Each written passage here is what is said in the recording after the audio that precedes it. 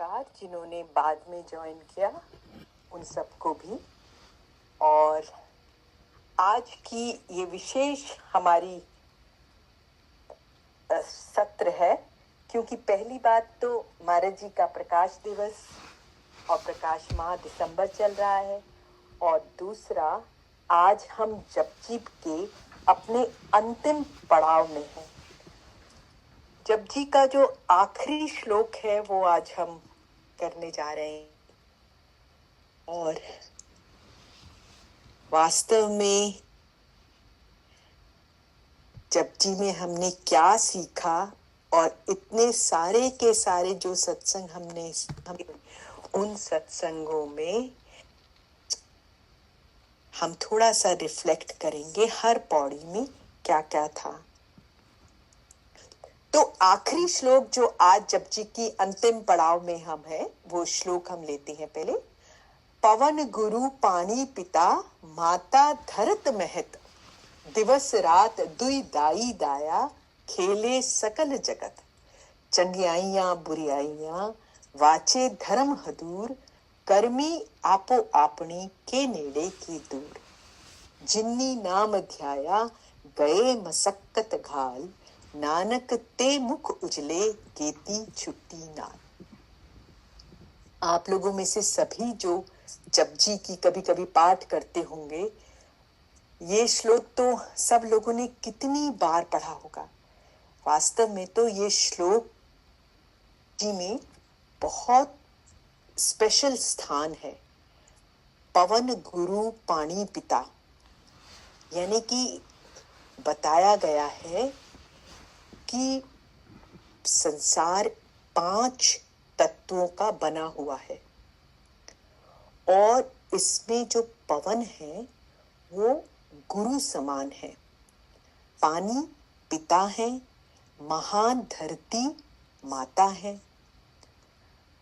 तो पवन गुरु पानी पिता माता धरत महत, जिस तरह से परमार्थ में गुरु का स्थान सबसे ऊंचा कहा गया है ना। अगर पूरी की पूरी रूहानी यात्रा को एक शब्द में कहा जाए तो वो गुरु है। गुरु का स्थान सर्वोच्च, गुरु के बिना रूहानी यात्रा है ही नहीं। इसी तरह से जिस संसार में हम रह रहे हैं, यहाँ पर 5 महाभूत के तो शरीर है, और इन 5 चीजों से सब कुछ बनी है, लेकिन इन सब में संसार के जीवों के लिए वायु का जो दर्जा है वो सबसे ऊंचा है, क्योंकि वायु या प्राण के बिना तो शरीर कायम ही नहीं रह सकता। अगर पानी ना मिले फिर भी हम कुछ देर रह सकते हैं, लेकिन अगर वायु ना मिले हमें तो हम कितना रह पाएंगे? मुश्किल से 1 मिनट, वो भी बहुत कम लोग, उससे भी कुछ लोग तो कुछ सेकंड्स में ही खत्म हो जाएंगे। इसलिए वायु को सबसे ऊंचा दर्जा दिया है, और इसलिए पवन को गुरु समान बताया गया है। पानी पिता के समान है, क्यों? क्योंकि वो जीवन को देने वाला है। पिता जीवन देता है ना, तो पानी जीवन का दाता। धरती को माता के समान बताया है, क्योंकि धरती सबकी परवरिश करती है, सारी फसलें सब कुछ धरती से होती है, तो धरती को माता के समान। तो ये गुरु साहब बता रहे हैं कि ये जो 5 तत्वों का बना हुआ इस संसार में, पवन गुरु के समान, पानी पिता है, धरती माता है, और दिवस रात दुई दाई दाया, खेले सकल जगत। दिन और रात जो है वो क्या है? वैसे तो समय का है, पहले दिन हुई फिर रात हुई, दिन हुई, एक समय को चलने के लिए दिन और रात है। और इनको कहा, बाबा नानक कह रहे हैं कि पहले जब बच्चा पैदा होता था तो क्या होता था, एक दाई, एक फीमेल नर्स होती थी, फीमेल देखने वाली, एक दाया, एक मेल देखने वाला होता था। तो जो फीमेल देखने वाली होती थी वो जैसे दिन भर देख लेती थी, और रात को फिर मेल देखने वाला, ऐसा होता था कि मेल और फीमेल 2 होते थे जो बच्चे को खिलाते देखते। तो इसको ही बाबा नानक कह रहे हैं कि दिन और रात जो है वो दाई और दाया के समान है। कभी हम दिन के समय में दिन में खेल रहे हैं, फिर रात को खेले, यानी कि सारा का सारा संसार जो है इनकी गोद में खेल रहा है। दिन फिर रात, दिन फिर रात। कहने का मतलब है कि समय जो है हर एक पे प्रभाव डाल रहा है। दिन होती है, रात होती है, परिवर्तन आता जाता है। हमारे जितने हमने जो कर्म किए हैं उनका उदय होता है, समय के उन कर्मों के हिसाब से उतार आता है, चढ़ाव आता है, जीवन चलता रहता है निरंतर। तो काल के द्वारा ये पैदा किया हुआ जीव जो है वो किस में खेल रहा है? काल की गोद में। कबीर साहब ने कहा ना, ये जगत चबीना काल का, कुछ मुख में कुछ गोद। पूरा का पूरा जो है ये जगत काल का चबीना है, काल की तरफ बैठ के लेके बैठे हुए वो, कुछ मुंह में है, कुछ गोद में। तो कह रहे हैं कि काल की गोद में हम लोग खेल रहे हैं और अंत में काल ही खा जाता है हमको। तो यही बाबा नानक बोल रहे हैं कि दिवस रात दुई दाई दाया, खेले सकल जगत, सारा जगत। और क्या हो रहा है? चंगियाइयां बुरियाइयां, वाचे धर्म हजूर। कि जो अच्छे कर्म कर रहे हैं और बुरे कर्म कर रहे हैं, ये दोनों के दोनों कर्म जो है धर्मराज के दरबार में देखे जाते हैं। हरेक को उसके कर्मों का फल मिलता है और अपने कर्मों के कारण कोई स्वर्ग भोग रहा है, कोई नरक में जा रहा है, कोई अपने जो जो कर्म किए हैं धर्मराज के दरबार में वो देखे जाते हैं। और देर सबेर हमें लगता है कि हमने कोई काम छिप के कर लिया, पर बड़ी स्पष्टता के साथ में संतों ने समझाया, आप किसी भी अंधेरे में कोई भी कर्म कर लो, वो सब का सब उसका लेखा जोखा लिखा जा रहा है। गुप्त रूप से चित्रगुप्त आपके अंदर बैठ करके हर एक आपके किए हुए कर्मों का लेखा जोखा लिख रहा है और फिर धर्मराज के दरबार में वो पढ़ा जाता है। चंगियाइयां बुरियाइयां, वाचे धर्म, वाचे मतलब रेड आउट, वो पढ़ा जा रहा है आपके सारे कर्मों को, और आपके कर्मों के हिसाब से आपको बुरे कर्म करने वाले को बुरे कर्मों के हिसाब से, अच्छे कर्म करने वाले को अच्छे। इसका एक और मीनिंग बाबा नानक कहना चाह रहे हैं कि चाहे आप अच्छे कर्म करें चाहे आप बुरे कर्म करें, आप एक दायरे में कैद हैं। उस अच्छी, ये ऐसा नहीं है कि हम बड़ी अच्छी अच्छी सेवा कर रहे हैं, कुछ सोच करके, ये सोच के कि हमारा अच्छा काम है, अच्छी सेवा करना अच्छी बात है उसमें, तो वो सकाम भाव से की गई सेवा जो हमें पुण्य देगी और फिर उससे भी हम उस कैद से बाहर नहीं निकल सकते। यानी कि कर्म के फल से हम मुक्त होना चाहते हैं तो वो हम कर्म के द्वारा नहीं हो सकते। हम सोचें कि हम यहाँ से निकल जाएं कर्म कर करके, वो संभव नहीं है। इस बात को बहुत स्पष्ट तौर से सभी संतों ने बताया। चंगियाइयां बुराइयां, वाचे धर्म हदूर। अच्छे कर्मों का अच्छा फल। महाराज जी तो बड़े सुंदर ढंग से कहते थे कि लोहे के बुरे कर्म है, लोहे की जंजीर है, अच्छे कर्म है सोने की, दोनों जंजीरें हैं। फिर कहते हैं कर्मी आपो अपनी के नेड़े के दूर। कहते हैं कि अपनी अपनी करनी के अनुसार कोई तो प्रभु के बिल्कुल नजदीक है और कोई उनसे दूर है। ये हमारे कर्म है। और वैसे भी हमें इस पूरी की पूरी जपजी में हमने कई जगह इस बात को देखा कि जितने हमारे आवरण रहते जाते हैं, हम शब्द से दूर रहते, नाम से लिव हमारी नहीं जुड़ती। धीरे धीरे जैसे जैसे मन निर्मल होता जाता है, हम नाम की कमाई करने वाले हो जाते हैं और हम प्रभु की कर्ता के हुक्म से, उनकी दया से, नाम की कमाई से उनके स्वरूप, उनके नजदीक, नजदीक से मतलब है उनका स्वरूप होने लगते हैं। तो ये कह रहे हैं कि कर्मी आपो अपनी के नेड़े के दूर।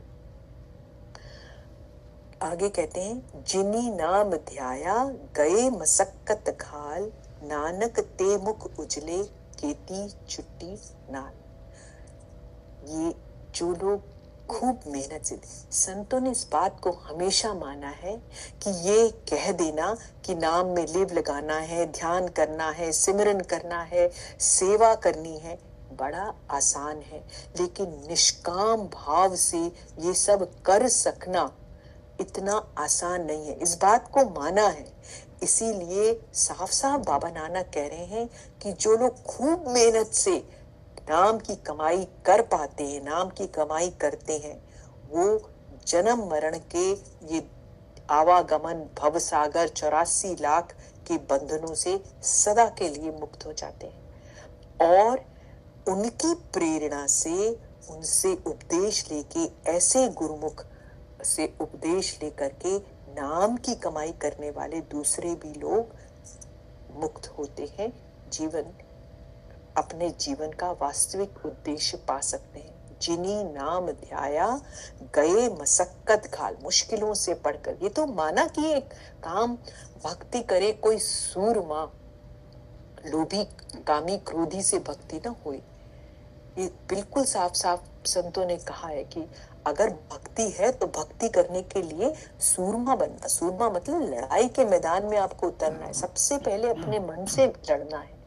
तो जिन लोगों ने ये कर लिया उनके मुख उज्जवल हैं, और वो स्वयं तो निकल गए आवागमन से, और दूसरों को भी पता नहीं कितनों की वो आवागमन से निकलवा पाते हैं। तो ये है बाबा नानक जी का लास्ट श्लोक का संदेश।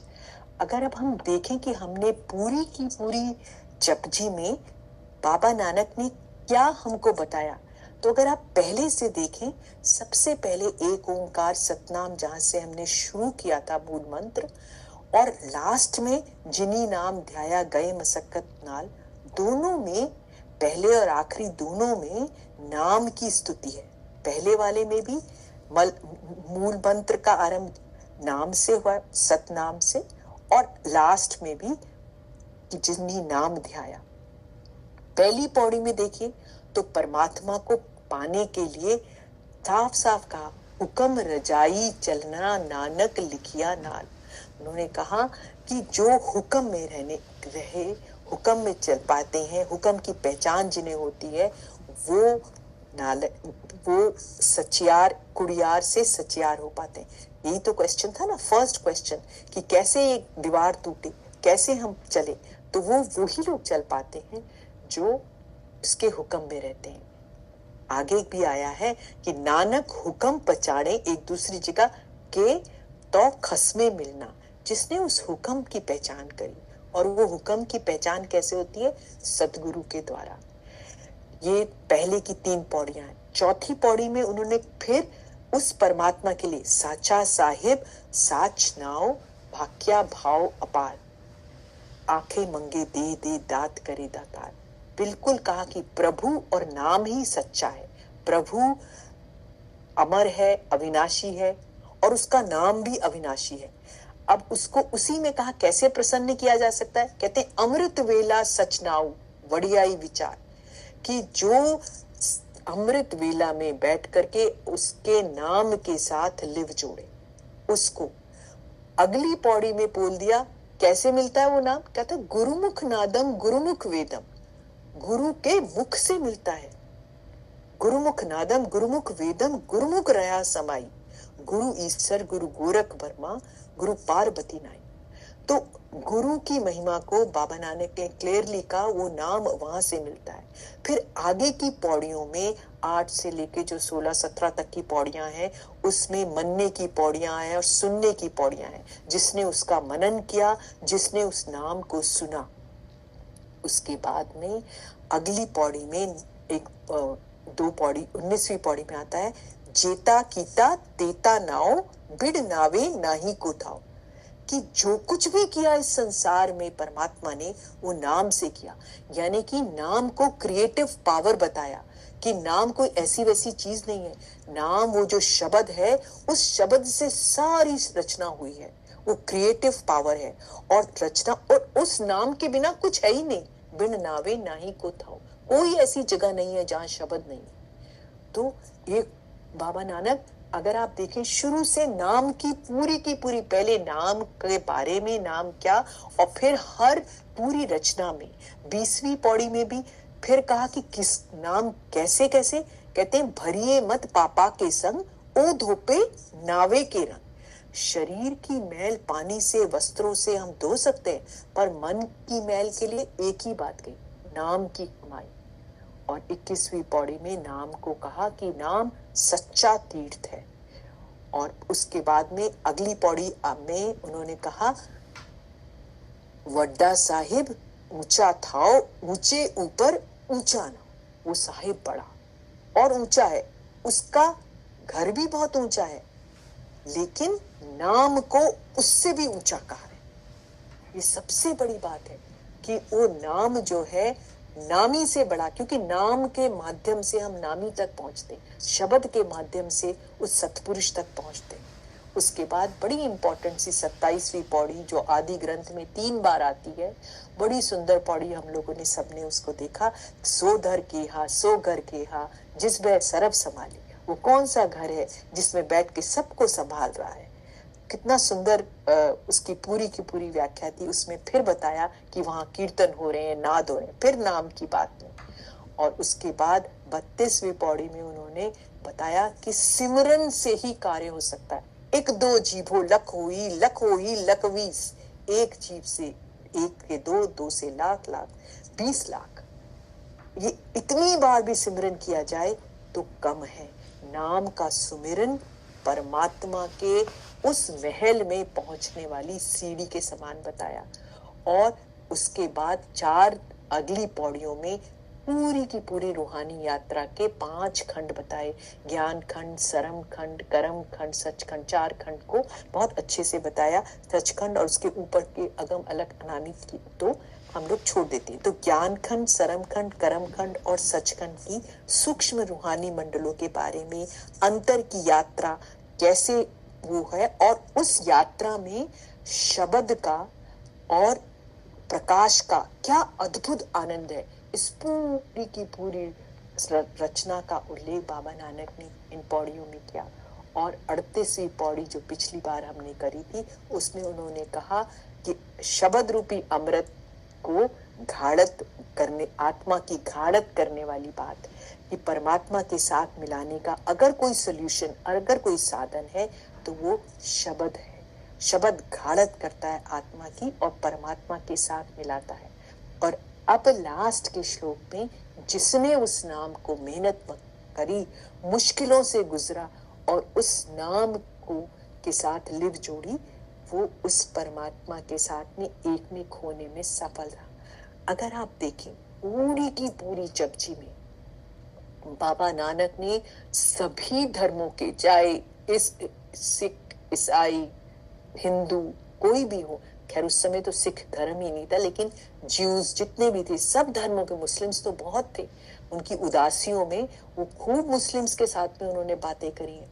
तो सभी धर्मों के लोगों को एक ही उपदेश दिया, क्या? नाम के साथ लिव जोड़ने का। सारी बहिर्मुखी भक्ति आप कुछ भी कर लें, सब चीज का उन्होंने खंडन किया। और उन्होंने कहा अगर 84 की भटकन से हमें निकलना है, इस आवागमन से निकलना है, तो केवल नाम के साथ लिव जोड़ने। क्योंकि जो लोग ऐसे करते हैं उन्हीं के मुख को उज्जवल कहा है कि वो जिन्हें नाम ध्याया, जिन्होंने उसको ध्याया, जिन्होंने नाम के साथ लिव जोड़ी, उनके मुख उज्जवल है और उन्हीं वही दूसरे को भी आगे ले जा सकते हैं। तो सच्चा प्रभु भक्त बाबा नानक के हिसाब से गुरु का सच्चा शिष्य, गुरु का जो सच्चा गुरुमुख वो है जो नाम के साथ लिव जोड़ता है, जो शब्द की जो अंदर अखंड कीर्तन हो रहा है उसके साथ में आत्मा की रसाई वो जोड़ करके उस आत्मा को ऊपर रसाई और अंदर रूहानी यात्राओं पे लेके जाता है। तो उस को परमात्मा के साथ मिलाप की एक्चुअल में बढ़ाई मिलती है। तो बिल्कुल क्लियर है कि जपजी जो हमने ये पूरी की पूरी बानी देखी, इसका सारा उपदेश केवल नाम के इर्द गिर्द। आप पहली श्लोक से लेकर के पहला श्लोक, सबसे पहला मूल मंत्र से पहला श्लोक आदि सच जुगादि सच, उस सत्य की बात और नाम के साथ इर्द गिर्द। सो पूरी की पूरी बानी में नाम की ध्वनि गूंजती रहती है, केवल एक कि नाम।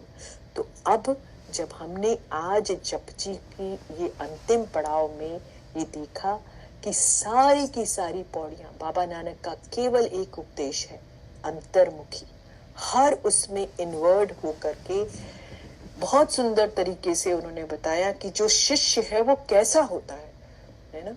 तो वो हमको, हम परमात्मा से कि ऐसा हम तो विनती कर सकते हैं, क्योंकि माया से परिपूर्ण मृत्यु लोक में जब हम रहते हैं, हर जगह माया है। हम बहुत सौभाग्यशाली हैं कि सतगुरु ने हमें अपनाया। और अब हम ये सब बानियां पढ़ते हैं तो हम ये प्रार्थना करते हैं कि प्रभु हमें उस मार्ग पे चलने के लिए वो सक्षम करें और वो शक्ति दें कि हम ये बताई हुई इतनी सुंदर बानियों को अपने जीवन में अमल कर सकें। महाराज जी हमेशा कहते थे कि ये करनी का भेद है, स्वामी जी ने जैसे कहा है, ये करनी का भेद है, ना ही बुद्धि विचार। तो करनी करें तो कुछ पाओ कुछ सार। अगर करनी नहीं करेंगे, केवल हम पढ़ेंगे और ये जान जाएंगे शब्द, और उसके बाद में, क्योंकि हमारा जो मन है ना, वो हमें बहिर्मुखी रखता है। वो कहता है, पहले तो इधर उधर संसार में रखता है। जब हम रूहानी बातों को समझने लगते हैं, तब हमारा मन क्या करता है, सात्विक तरीके से हमें बहिर्मुखी रखता है। अधिकतर हम कहेंगे हम सत्संग सुन लेते हैं, कोई यूट्यूब पे लगा लेंगे, फिर उसके बाद पोथी पढ़ लेंगे। महाराज जी कहते ये सब लिमिटेड एक क्लाइमेट बना रहे हैं आप, है ना, कुछ समय के लिए। उसके बाद जो असली होना चाहिए वो अंदर जाना है। तो इस बानी के बाद, पूरी बानी के बाद में हम यही प्रार्थना करते हैं कि हम अंदर जाने वाले बने, क्योंकि जैसे करनी का भेद है, बुद्धि विचार का तो है नहीं। तो इसको, बुद्धि को छोड़कर प्रभु हम पर कृपा करें और हम अंदर जाने वाले बने। तो इसके साथ ही जपजी का पूरा समापन होता है। और अगर किसी को कोई क्वेश्चंस है तो हम बाद में ले लेंगे। और बहुत सुंदर दिन ये हुआ कि आज महाराज जी का प्रकाश दिवस, अभी हमने कल भी मनाया, आज भी मनाएंगे। तो आज हम अब जो शब्द लेना चाहेंगे शब्द ले सकते हैं। और अगर किसी को कोई क्वेश्चन है तो क्वेश्चन कर सकते हैं, क्योंकि संतों ने तो एक ही बात कही है। हम, आपको याद होगा, तुलसीदास ने भी कहा, प्रथम भक्ति संतन कर संगा, दूजी रतिमम कथा प्रसंगा, कि सबसे पहली भक्ति है संतों का साथ। तो जब संतों का, वही सत्संग भी है, संतों का साथ मिले, और दूसरा उनकी बताई हुई वाणी में रति, हमारी प्रेम हो। तो जब वो प्रेम हो जाएगा तो वो हमें अंतर्मुखी करेगा, क्योंकि प्रभु की, संतों की वाणी से प्रेम का और सत्संग का उद्देश्य ही ये है। बाहरी सत्संग का उद्देश्य है आंतरिक सत्संग को बनाना। आंतरिक सत्संग हम अपने आप बना सकते हैं, हमारे लिए कोई दूसरा नहीं बना सकता। महाराज जी कहते थे, जो आंतरिक सत्संग बनाने लगता है, क्योंकि सबसे पहले परमात्मा हमारे अंदर बैठा है, बाहर तो वो बाद में है, दूसरे में तो सबसे पहले वो हमारे अंदर है। जब वो अंतर का सत्संग हो जाएगा, तब उसके जो दूसरी भक्ति है ना, वो फलदायक होगी। प्रथम भक्ति संतन कर संगा, दूजी रतिमम कथा प्रसंगा। तो फिर वो मजा आएगा, और फिर तीसरी चौथी भक्ति अपने आप होने लगेगी। अब जपजी का यही समापन करते हुए मैं प्रार्थना करूंगी, अविनाश जी आप शब्द ले लें पहले। हाँ जी, ठीक है।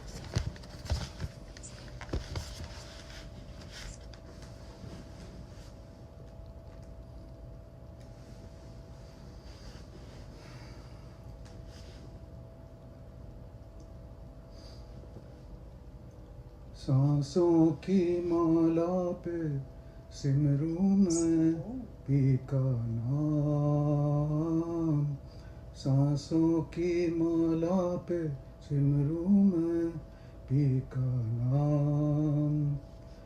अपने मन की मैं जानूं और पी के मन की राम, अपने मन की मैं जानूं और पी के मन की राम। सांसों की माला पे सिमरू मैं पी का नाम, सांसों की माला पे सिमरू मैं पी का नाम। जीवन का श्रृंगार है प्रीतम, मांग का है सिंदूर, मांग का है सिंदूर। जीवन का श्रृंगार है प्रीतम, मांग का है सिंदूर, मांग का है सिंदूर। प्रीतम की नजरों से गिरकर जीना है किस काम, प्रीतम की नजरों से गिरकर जीना है किस काम।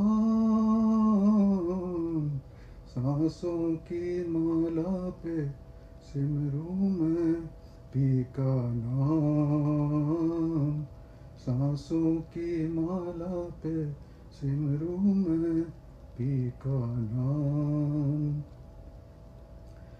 प्रेम के रंग में ऐसी डूबी, बन गया एक ही रूप,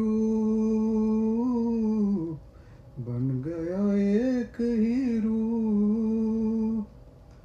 प्रेम के रंग में ऐसी डूबी, बन गया एक ही रूप, बन गया एक ही रूप। प्रेम की माला जपते जपते आप बनी मैं शाम, प्रेम की माला जपते जपते आप बनी मैं शाम। सांसों की माला पे सिमरूं मैं पी का नाम, सांसों की माला पे सिमरूं मैं पी का नाम। प्रीतम का कुछ दोष नहीं है, वो तो है निर्लेप, वो तो है निर्लेप। प्रीतम का कुछ दोष नहीं है, वो तो है निर्लेप,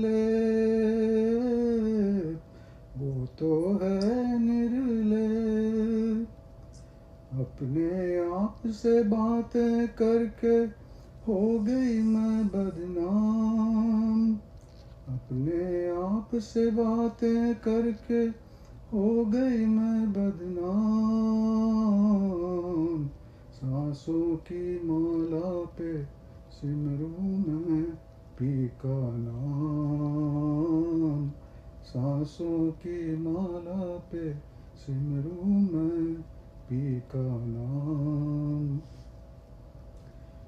प्रेम पियाला जब से पिया है, जी का है ये हाल, जी का है ये हाल। प्रेम पियाला जब से पिया है, जी का है ये हाल, जी का है ये हाल। अंगारों पे नींद आ जाए, कांटों पे आराम, अंगारों पे नींद आ जाए, कांटों पे आराम। सांसों की माला पे सिमरूं मैं पी का नाम, सांसों की माला पे सिमरूं मैं पी का नाम। अपने मन की मैं जानूं और पी के मन की राम, अपने मन की मैं जानूं और पी के मन की राम। सांसों की माला पे सिमरूं मैं पी का नाम, सांसों की माला पे सिमरूं मैं पी का नाम। थैंक यू जी। बहुत सुंदर, बहुत अच्छे से शब्द गाया।